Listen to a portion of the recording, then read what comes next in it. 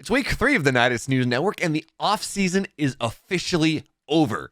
Qualifiers are done, Gamers Without Borders got started, and oh my, all the upsets. Wardy crowned a champion of the Korean Royale and started a new tournament, and the weeklies, they continue to deliver.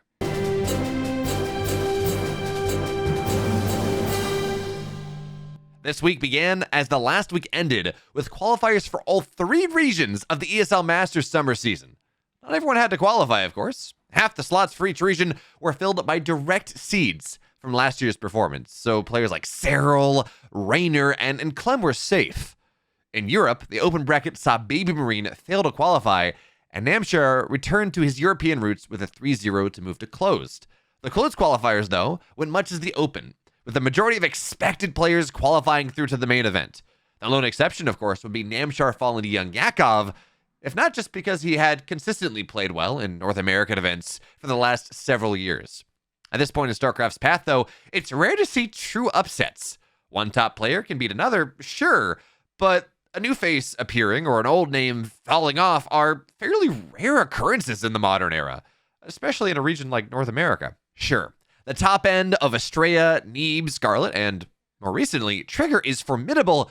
A few people would argue that the Americas have the depth of Europe.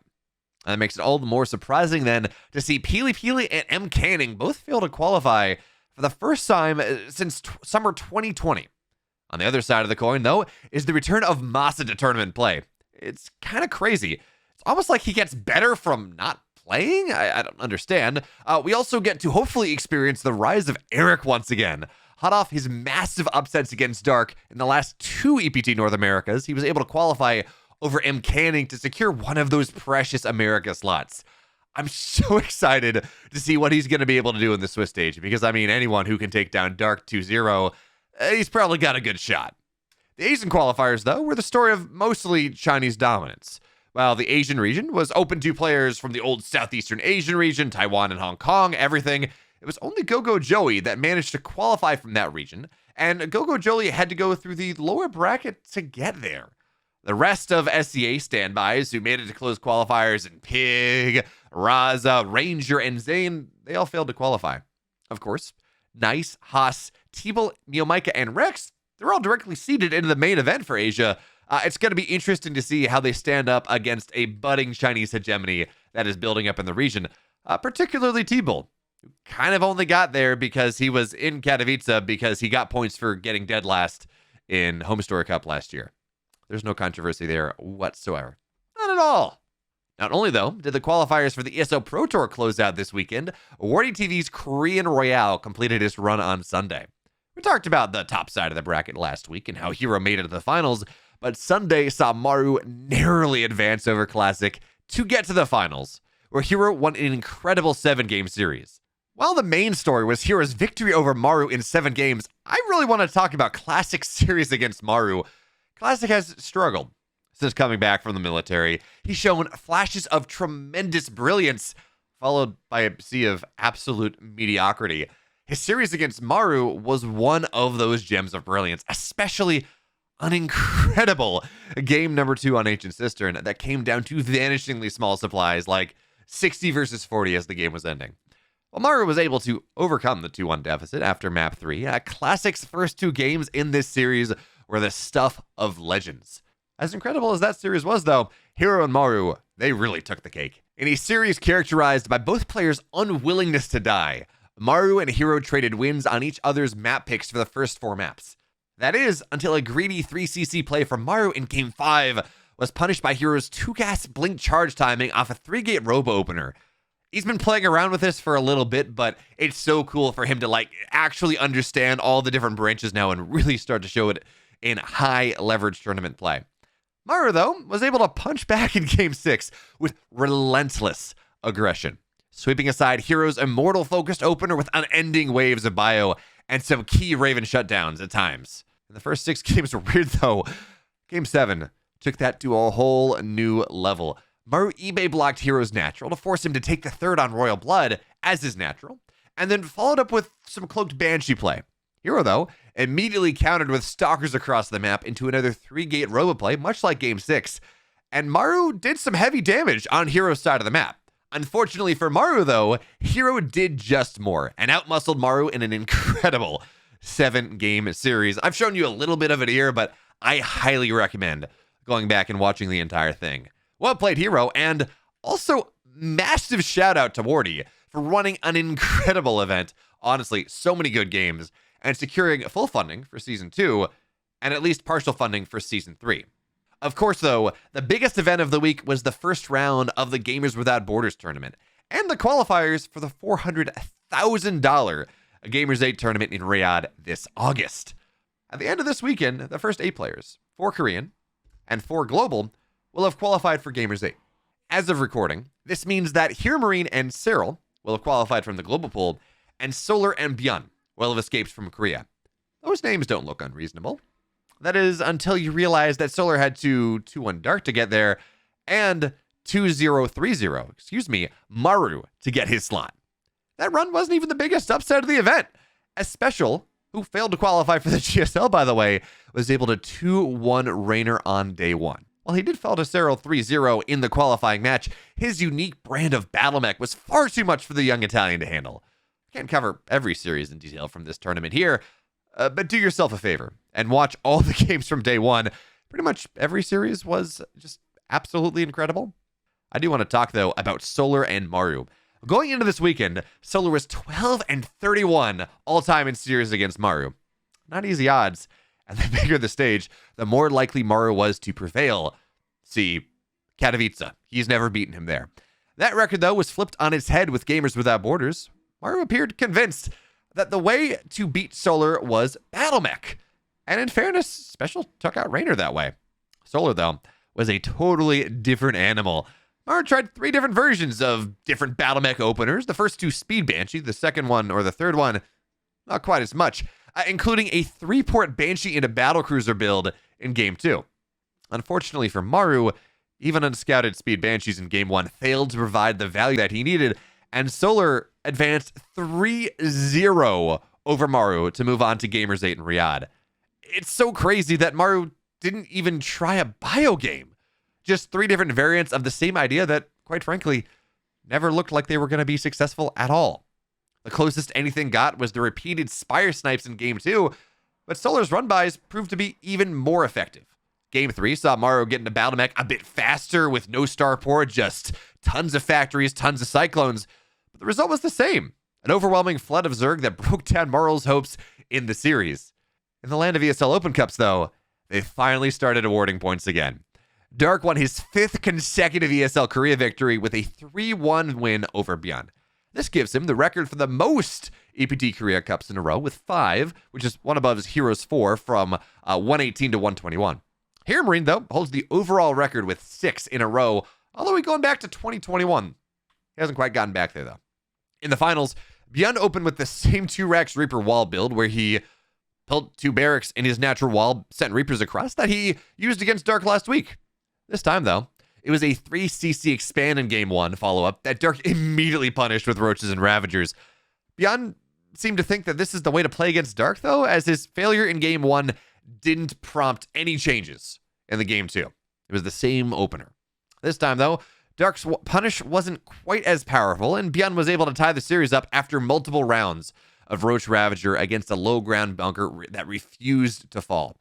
Byun would try the same Game 1 variant in Game 3, but this time, he spawned on the proper side of the map. His add-ons were safe. There was no pressure on them.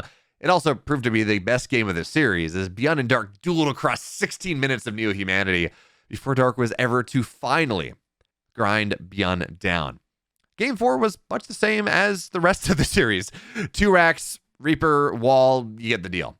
This time, though, Byun committed a little more to the Reapers, 4 instead of 3, and pulled SCVs with stim and combat shields right around the 6-minute mark. And then when that didn't work, a second attempt about a minute later. Unfortunately for Byun fans, though, Dark was able to narrowly hold on both times, and it got close, especially in that second pull, to claim his 5th victory in a row. Let me know in the comments if he takes his 6th, though. EPT Korea 171 started as I was finishing the editing for this video. I didn't get to cast it. In Europe, though, Showtime was able to finally take a cup that has invaded him for so long now. It feels like every week He's in the semis or the finals before falling victim to Clem or Hero Marine or Max Pax, one of the European Titans. This week, though, he was able to punch through in an awesome Game 5 series against Clem. If Korea was beyond trying to make one build work and failing, Showtime, it was trying to make one build and succeeding just enough. Strong defensive Phoenix Colossus play got Showtime into the mid-game almost every map. With the notable exception, of course, of Clem's Game 1 push after a massive Mineral Line Widow Mine shut down his economy. 8 probes off 1 Widow Mine. Not great.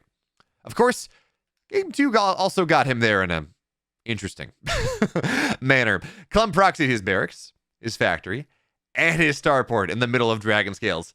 Fortunately for Showtime, though, Phoenix play kind of shuts that down pretty hard. Even after Clem tried to drop an armory and do cloaked Widow Mines, oracles were enough for that.